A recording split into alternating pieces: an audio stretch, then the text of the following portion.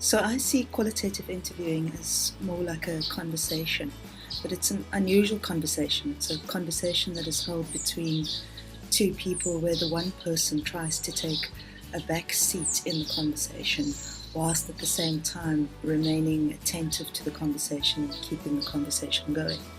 So it's a very difficult form of interviewing. I see interviewing as a means by which we gain entrance into people's world. It provides the researcher the opportunity to enter into people's worlds and understand their experience from their own perspective. One thing that made me fall in love with interviewing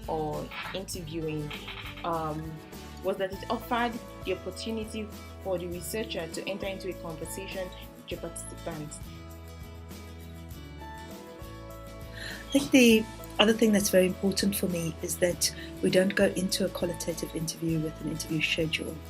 I don't like to see people having a series of questions that they want answers to. I think it's fine to have a couple of bottom lines, things that you don't want to leave the room without having had discussed. But that's different to saying that you've got questions and you have to have the answer to the question. The most important thing for me as somebody who does in-depth interviews is that when I approach an interview, I have one open-ended question that I ask my participants to begin off with.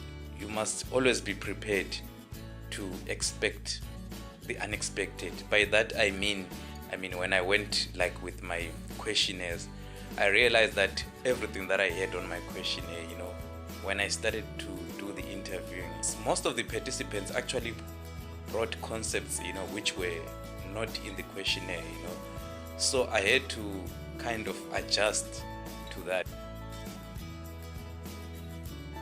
To get at experiences of the phenomenon requires us to engage with the person as a human being and to have a conversation which is unstructured and very difficult to prepare for. So you can't prepare a series of questions in the same way as it would be very weird if your friend asked you out for coffee and you then prepared for the conversation that would unfold. I was actually happy to find things that I didn't expect because, at the end of the day, that's the whole point. The other thing I've learned with doing interviews is that you need to be very attentive. You have to be an attentive listener. You need to listen with your mind and you need to listen with your heart. So as they are speaking, I've learned that I shouldn't interrupt them. I should let them speak, and only when they are done talking can I make follow-ups and ask them questions.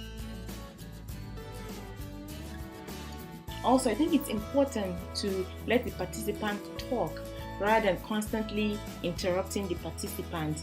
I found that writing the questions down that come up as the participant is speaking was particularly useful for me.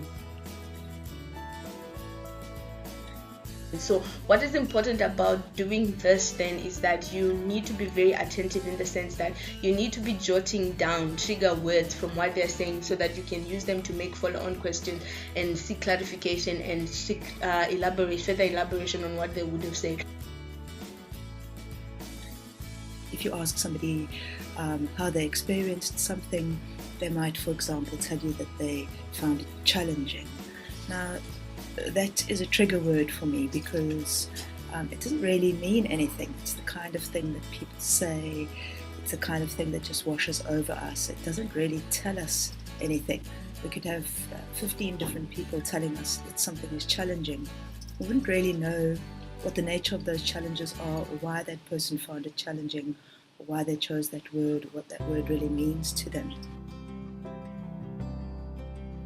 So I wait for the participants to finish or tell me a story about that particular phenomenon that I am investigating, and then later I ask questions like, so earlier you talked about emotions when interviewing. Can you tell me how you have felt in that particular situation?